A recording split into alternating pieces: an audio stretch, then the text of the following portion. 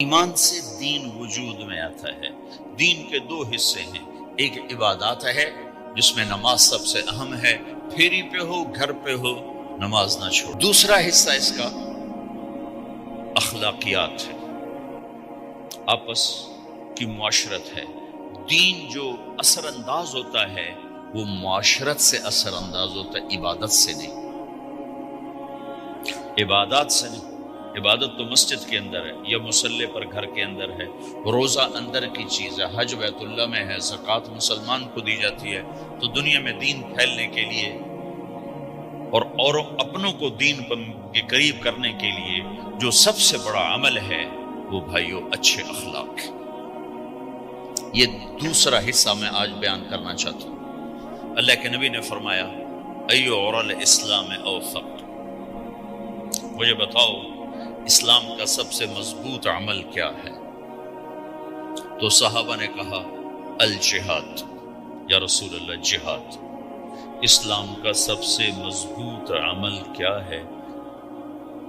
صحابہ نے کہا جہاد۔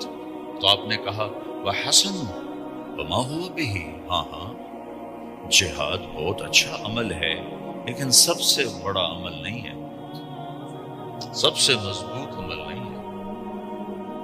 انہوں نے کہا جی الصلاۃ، نماز۔ تو آپ نے کہا ہاں وحسنۃ وما هي بها، نماز بھی بہت اچھی چیز ہے لیکن وہ نہیں جو میں پوچھ رہا ہوں، سب سے اعلیٰ، سب سے اوپر، سب سے مضبوط نہیں۔ انہوں نے کہا جی الحج، حج۔ تو آپ نے کہا حج بھی بہت اچھا عمل ہے لیکن وہ نہیں جو میں نے پوچھا ہے۔ پھر صحابہ نے کہا جی روزہ، آپ کا روزہ بھی بہت اچھا ہے لیکن وہ نہیں جو میں نے پوچھا ہے۔ تو پھر صحابہ نے کہا یا رسول اللہ پھر آپ ہی بتائیں، ہمیں تو نہیں پتا۔ تو ہمارے نبی عبادات سے اوپر لا رہے ہیں، اپنے ساتھیوں کو عبادات پہ قائم کر دیا۔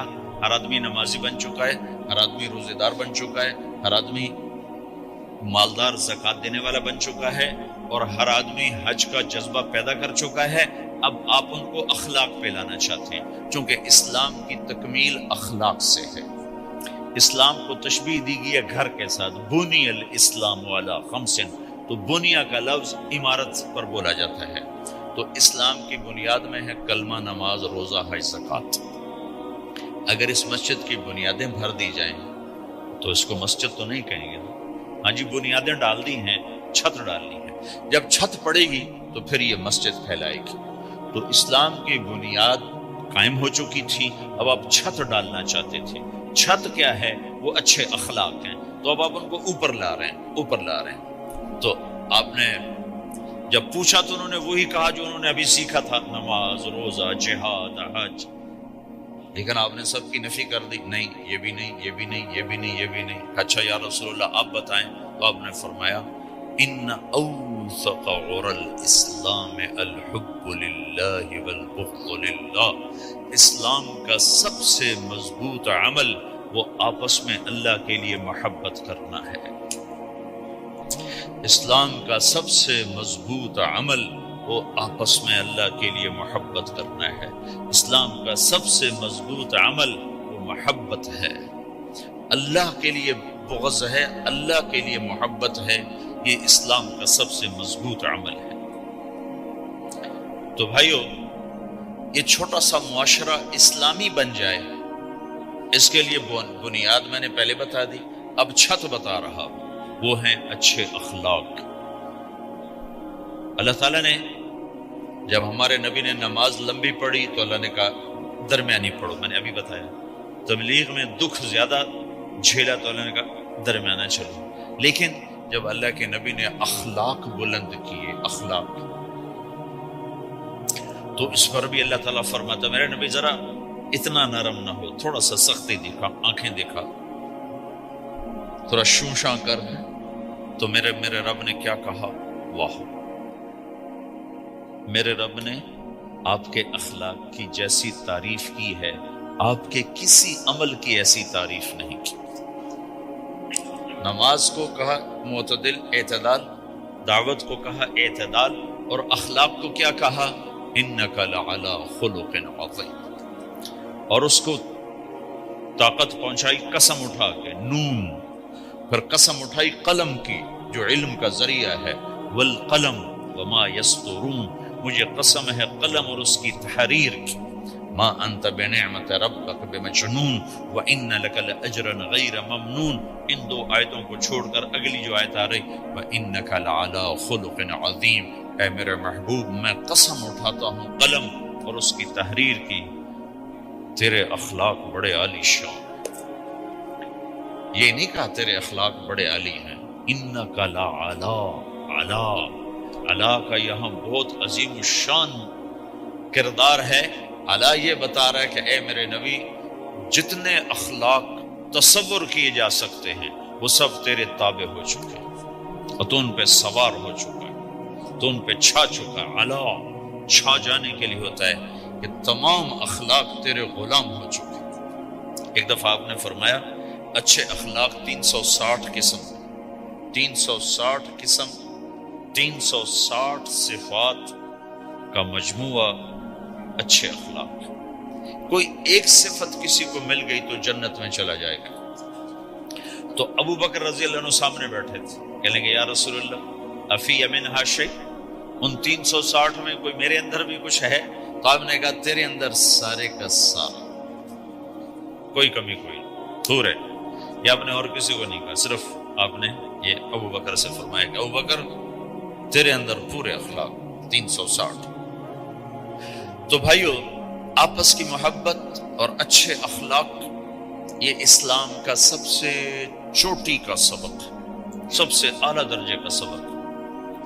اب ایک حدیث میں جو حدیث جبریل کہلاتی ہے، وہ انسانی شکل میں آ کر پوچھتے ہیں یا رسول اللہ اسلام کیا ہے؟ تو آپ کہتے ہیں کلمہ، نماز، روزہ، حج، زکوٰۃ، یہ اسلام۔ یہی سوال اب آخری حج کا موقع آ چکا ہے، اب اسلام 9 سال آگے، 10 سال آگے جا چکا ہے اور اس کی شکل مکمل ہو چکی ہے۔ تو عمر بن عبسہ رضی اللہ تعالیٰ عنہ یہ آخری حج کے موقع پر آپ سے ملتے ہیں اور آ کر یا آپ سے پوچھتے ہیں یا رسول اللہ مل اسلام؟ سوال ایک ہے، مل اسلام؟ شروع میں مدینے کے داخلے کے شروع میں جبریل انسانی شکل میں آتے ہیں اور کہتے ہیں مل اسلام، اسلام کیا ہے؟ تو آپ کہتے ہیں کلمہ، نماز، روزہ، حج، زکوٰۃ۔ اب یہی سوال 10 سال کے بعد یا 9 سال کے بعد عمر بن عبسہ کہتے ہیں یا رسول اللہ مل اسلام، اسلام کیا ہے؟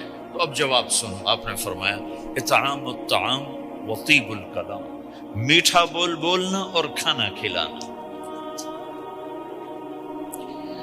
کسی سے میٹھا بول بولنا کتنا عظیم ہے میرے نبی کی، میرے اللہ کی بارگاہ میں، کہ آپ نے فرمایا ابتسامک فی وجہ اخیک صدقہ، تو اگر کسی مسلمان کو ہنس کے مل لے تو یہ بھی تیرے لیے صدقے کا ثواب، صدقہ لکھا جائے گا۔ جبریل کہتے ہیں یا رسول اللہ مل ایمان، ایمان کیا ہے؟ تو آپ فرماتے ہیں اللہ کو ماننا، فرشتوں کو ماننا، نبیوں کو ماننا، کتابوں کو ماننا، تقدیر کو ماننا، موت کے بعد کی زندگی کا اقرار کرنا، ان تؤمن باللہ وملائکتہ وکتبہ ورسلہ وبالبعث بعد الموت، یہ ہے ابتدائی جواب۔ اب یہی سوال عمر بن عبسہ کرتے ہیں 9 سال کے بعد، یا رسول اللہ مل ایمان، ایمان کیا ہے؟ تو آپ نے فرمایا الصبر والسماحہ، صبر کرنا، معاف کرنا۔